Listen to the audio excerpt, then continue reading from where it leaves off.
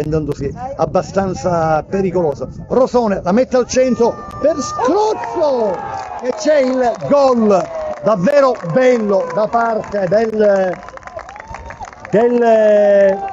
Giardinello, Borgetto Giardinello.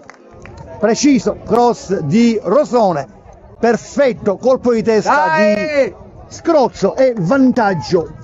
Ancora Castigliola, resiste all'avversario, viene poi chiuso.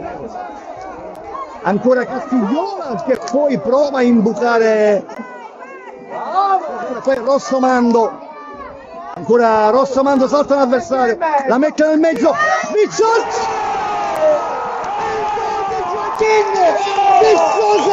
e 1-1 ha segnato l'argentino Joaquín Vistoso. Ripudio al Dompino Pugliesi al minuto 49 di questo primo tempo. Ruba ottimamente su Macalusa, ancora Ferraro, prova assistenza in Rossomando che entra in aria, la mette al centro, Ferraro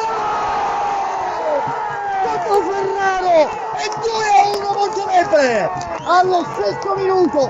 Scambio Rossomando Ferraro e il Montelepre completa la rimonta. Calcio d'angolo, batte Molini, corto, palla che rimane lì, la botta di Gianluca Drago e 3-1 per il Montelepre. Sugli sviluppi del calcio d'angolo, Gianluca Drago al 27esimo.